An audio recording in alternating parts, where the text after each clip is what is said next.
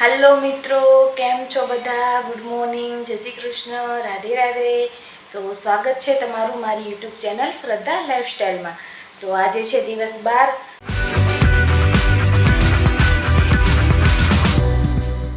અને આપણે રોજની જેમ પાણી ગરમ કરી લીધું છે અને એની અંદર લીંબુ અને થોડું ચપટી જેટલું સંચળ એડ કરી દીધું છે।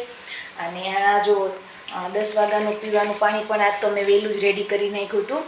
અને આજ છે ને સવારમાં જ બનાવી લેવાનું અને બપોર પહેલાં છે ને આને ફિનિશ કરી દેવાનું છે।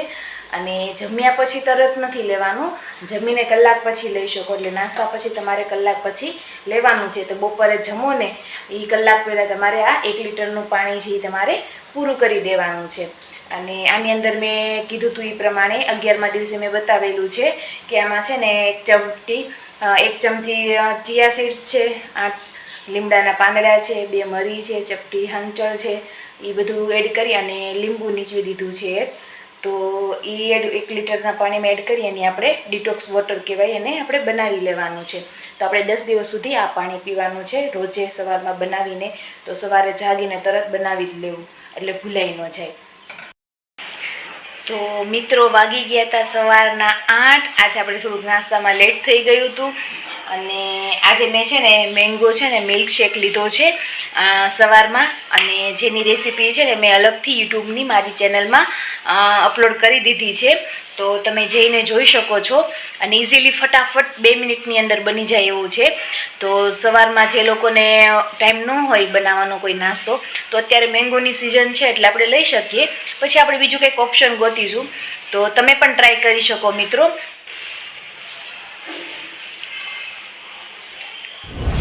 સાંજે ચણા, મગ ને સિંગદાણા છે ને પલાળ્યા હતા બપોરે મિક્સ કઠોળનું સલાડ કરવા માટે। તો અત્યારે હું એને બાફી લઉં છું। એમાં જો સાંજે છે ને એને પલાળી દીધા હતા એટલે સરસ બળી ગયા છે। તો અત્યારે આપણે એને છે ને કુકરમાં બાફી લેવાના છે અને મીઠું એડ કરીને। તો તમારે એમનેમ ખાવા હોય તો તમે લઈ શકો છો, પણ જેને ગેસની પ્રોબ્લેમ રહેતી હોય તો બાફીને લે તો વધારે સારું। અને તમારે જોઈ જોવાનું ભાઈ તમને કાચે ખાવ તો ગેસ રહે છે કે નહીં એમ। અને મને તો કાચાથી નડે છે એટલે હું બાફી લઉં છું અને પછી આમાં સલાડને એડ કરી અને આપણે સલાડ જેવું કરીને ખાવાનું છે। અને જો આજનું આપણું આ જે પાણી હતું એ આટલું રહ્યું છે, મેં જે સવારે તમને કીધું હતું ને બનાવવાનું। તો આપણે બપોર થાય ને એ પહેલાં 1 લીટર જેટલું પાણી બનાવીને પી જવાનું છે। આ વખતે છે ને તમને ઓછી ભૂખ લાગશે, કેમ કે આપણી પાસે છે ને ઓપ્શન છે કે આ 1 લીટર પાણી ફરજિયાત પીવાનું ભૂલ્યા વગર, એટલે બપોર સુધીમાં તમને છે ને આરામથી ભૂખ નહીં લાગે। તો ટ્રાય કરજો। આપણે બપોરનો ટાઈમ થઈ ગયો છે જમવાનો। મેં સલાડ લઈ લીધું હતું અને આ છે મકાઈ બાફેલી, અને આ જો આપણે છે ને પલાળેલા હતા ને સિંગદાણા, મગ ને ચણા એ લઈ લીધા છે। અને હવે છે ને આપણે આની અંદર બીજું કાંઈ નથી એડ કરવાનું, બસ 1 ચમચી છે ને ગ્રીન ચટણી એડ કરી અને મિક્સ કરી દેવાનું છે એટલે આપણું સલાડ રેડી। સલાડ છે ને ફટાફટ બનીને રેડી થઈ ગયું છે અને ગ્રીન ચટણીની રેસીપી છે ને તમારી સાથે જલ્દીથી શેર કરીશ। તો ચાલો જમી લઈએ, હું પણ જમી લઉં। અને આની સાથે મેં છે ને 1 ગ્લાસ છાશ લીધી છે, તમારે દહીં લેવું હોય તો તમે લઈ શકો છો। અને જો ક્યારેક આપણે વસ્તુ બનાવતા હોય ને આપણાથી વધી ગઈ હોય, વધારે બની ગઈ હોય, તો આપણે એને સાંજે ઉપયોગ કરી લઈશું। કેમ કે છે ને આપણે કાઠિયાવાડીમાં તો કાંઈ વેસ્ટ તો કાંઈ જાય નહીં, આપણે પડ્યું હોય જ તે મૂકી દઈએ, તો આપણે સાંજે ખાઈ લઈએ, કોઈક વાર ચાલે, પણ ક્યારેક જ તે રોજ એવું ન કરવું। તો ચાલો હું જમું છું, તમે પણ જમી લો। તો મિત્રો વાગી ગયા છે 4 અને થઈ ગયો છે આપણે છે ને નાસ્તાનો આપણે ફળ ખાવાનો ટાઈમ થઈ ગયો છે। તો ફળમાં મેં આજે પણ ટેટી લીધી હતી, અને તમે કોઈ પણ ફળ ખાઈ શકો છો અત્યારે સિઝનલ પ્રમાણે। અને તમારે છે ને ખાલી કેળું, ચીકુ અને દ્રાક્ષ એવા જે ફળ હોય ને એ નથી લેવાના, બાકી બધા તમે ફળ લઈ શકો છો। અને જે લોકોને અત્યારે ગ્રીન ટી પીવું હોય તો ગ્રીન ટી પણ પી શકે છે। જે લોકોને ગરમ પડતી હોય તો એ લોકોને ન પીવી જોઈએ, મને ગરમ પડે છે તો હું નથી પીતી। અને જે લોકોને ન પડતી હોય તો તમે ગ્રીન ટી લઈ શકો છો। અને શેકેલા અત્યારે 4 વાગે છે તો શેકેલા ચણા, જે લોકોને બહુ ભૂખ લાગતી હોય તો એ લોકો શેકેલા ચણા, વટાણા, ડાળિયા વટાણા કહી એ, અને 1 વાટકો જેટલા મમરા કોરા લેવાના છે, ચેવડો નહીં, અને એ લઈ શકે છે। અને મળી હવે સાંજના ટાઈમે। તો મિત્રો વાગી ગયા છે 7 અને આજે બનાવીશું આપણે ઢોસા। તો એના માટે જોઈએ આપણે રેસીપી।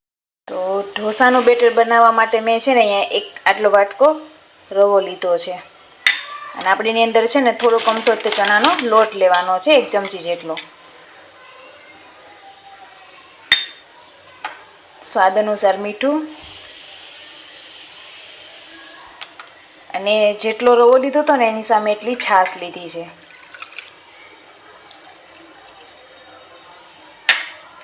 તો મિક્સ કરી લઈશું સરસથી.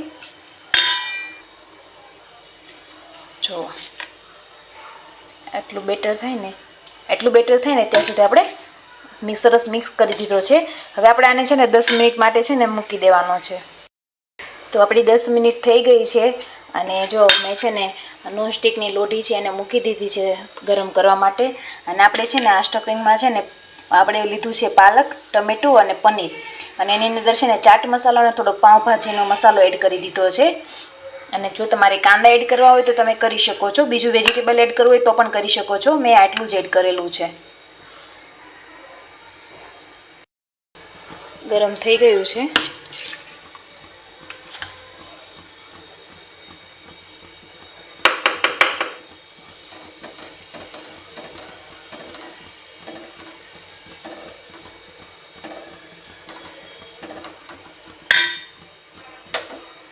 સરસ પાથરી લેવાનું છે અને તેને ધીમા તાપે તે આપણે ચડવા દેવાનું છે. પછી આપણે જો ચટણી કરી અને આપણે જે સલાડ બનાવ્યું હતું પાલકનું, પનીરનું, એ આપણે એડ કરી દેવાનું છે. એકનું થઈ ગયું, એકનો જ સામાન વધ્યો છે. જો હું આટલું તે બનાવું, મને થાય ને એટલો જ તે. જો સરસ ઉથલીને થઈ ગયું છે રેડી. તો આપણે એને લઈ લઈશું.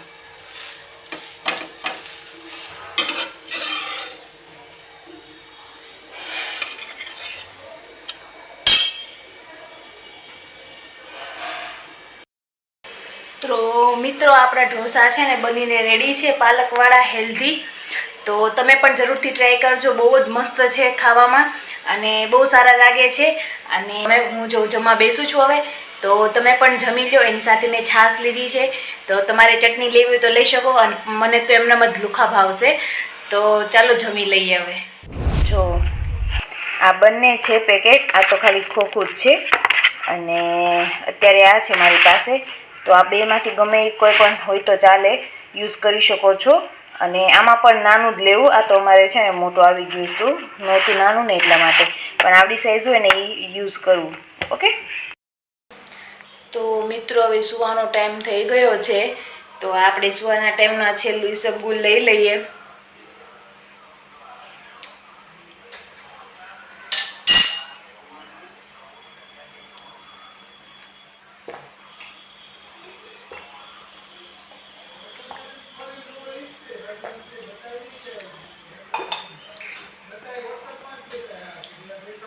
ઈસબગુલમાં છે ને સારું એવું ફાઈબર હોય છે, એટલે મને ડૉક્ટરે સજેસ્ટ કરેલું ઈસબગુલ પીવાનું, જે હું તમને પણ કહું છું.